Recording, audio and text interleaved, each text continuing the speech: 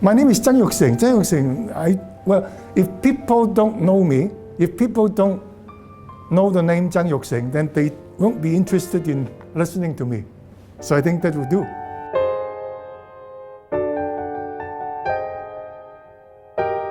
For the recent published NPC's decision, what impact do you think it has on Hong Kong's democracy? Because some people argue that there's no democracy in Hong Kong anymore.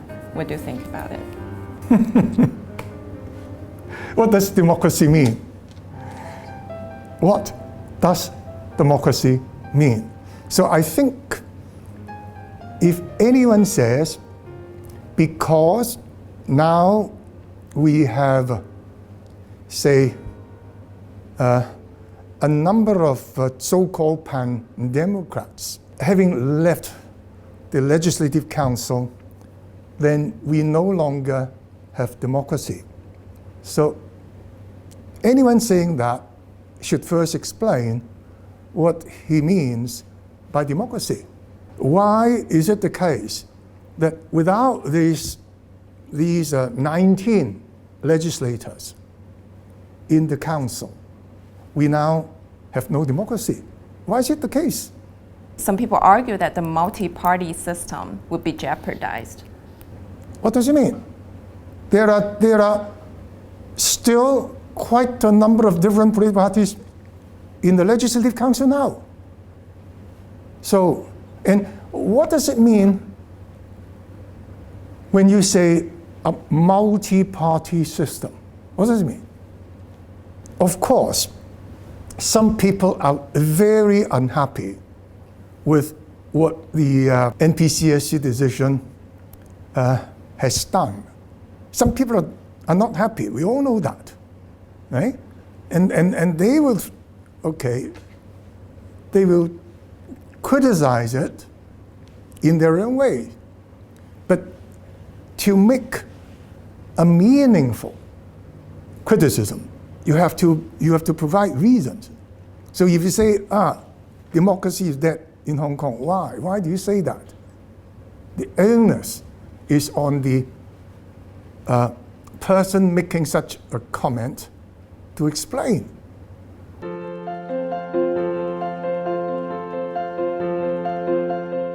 How to prevent the LegCo from becoming a place only one voice is heard? Because some people are worried about that. And there's also like some discussions on loyal opposition party. So what kind of opposition party do you think that we need in Hong Kong to balance the power of pro-establishment party? In fact, I believe that any student of political science must agree that everyone in the Legislative Council, from whatever political party they come, everyone is in the opposition. Why? They are not the government. No one in the Legislative Council is either a government official or belongs to a government party. No. So their role, being Legislative Council members, is to monitor the work of the government. They do not and they cannot initiate any government policy. They cannot even introduce a large number of bills. You know, we know that, right? Article 74 in the Basic Law rules out the possibility of any member, whether that member comes from the Democratic Party or the DAB. He or she cannot introduce any bill, almost any bill related to public expenditure, our political system, the operation of the government, cannot be introduced by a member.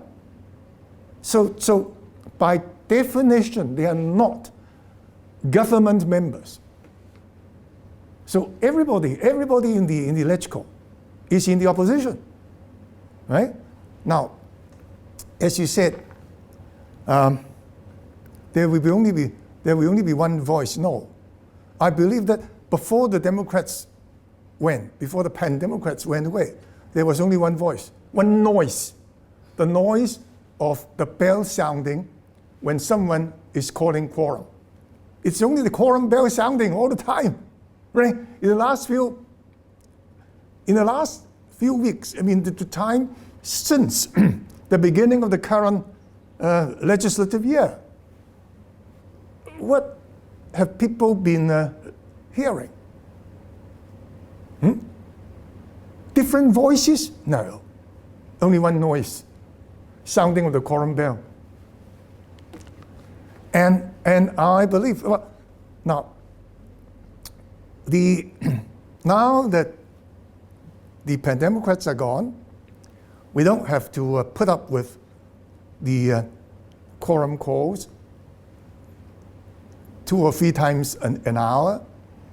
Now we have a good platform for the remaining legislators. You may call them pro-government or pro-establishment, but they have made it very clear. And the chief executive also said that in public. The government cannot expect these remaining legislators to simply agree with whatever the government puts forward. No way. And they have their different views. Well, of course, being so-called pro-government or pro-establishment, they have, I hope, a united stand on most of the important political issues, right? Like they're all in support of the national security law, right? They're all against anybody going abroad, inviting foreign governments to interfere into Hong Kong affairs. On such issues, of course, they are one voice. And I believe this is good for Hong Kong. But they come from different political parties. They represent different trades and professions, different constituencies, and they cannot speak with one voice when it comes to public policies.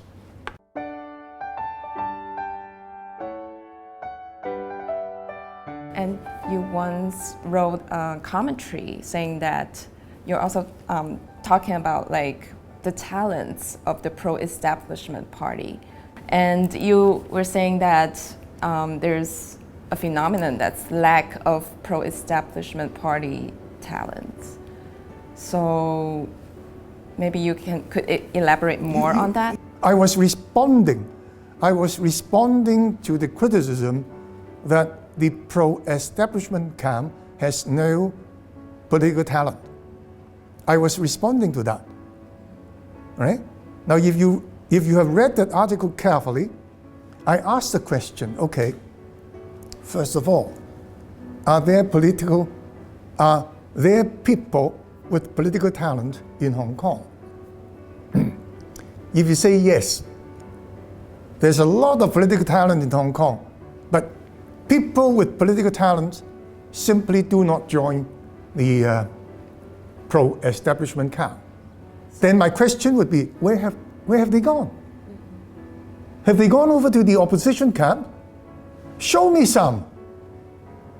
Show me good politicians in the opposition camp. Well, I think in the last 5 or even 10 years, people have been saying there is no political leader in the opposition camp. Okay, now, have they joined the government? Have the good politicians in Hong Kong joined the government? Even the chief executive herself admitted that she's no politician. So where have the politicians gone? So it is not that there are politicians, good politicians in Hong Kong, and they refuse to join the DAB, the FTU, or other pro-government, pro-establishment parties. We have a lot of very bright young people in the DAB. Well, we have a section in the DAB called the Young DAB.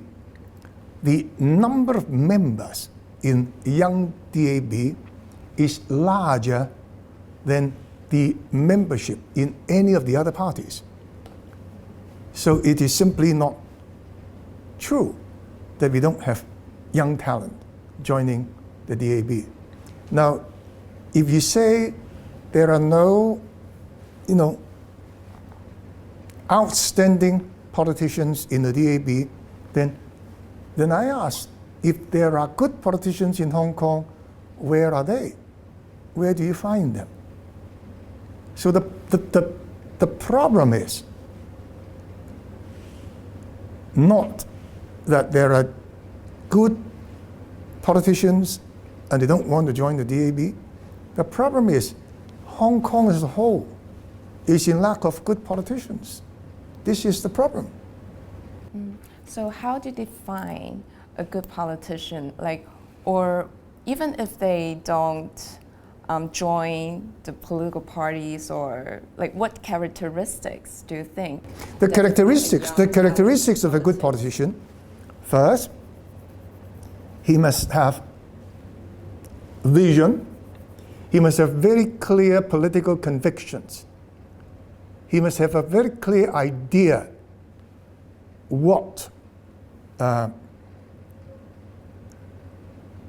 how or in what direction our society should progress to a better world.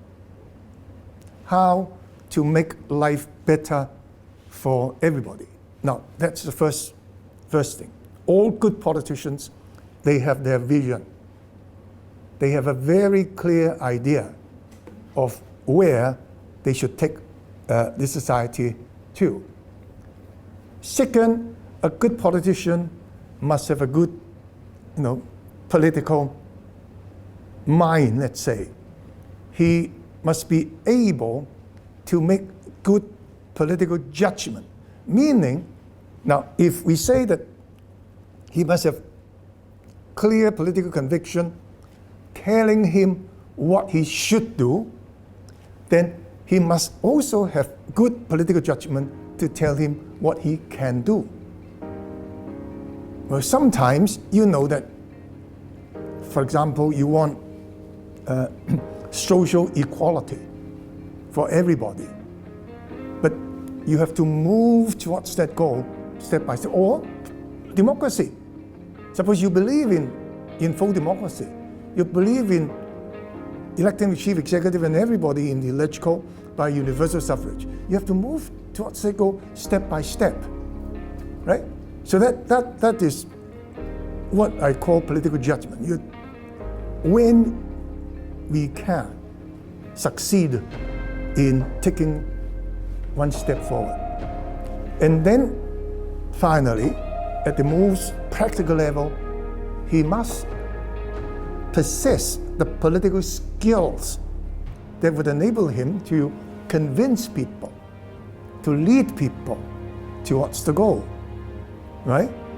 Now that is what I believe any good politician must possess.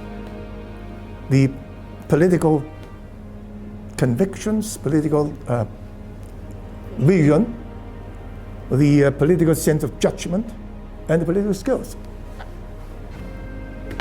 Through dots, we connect.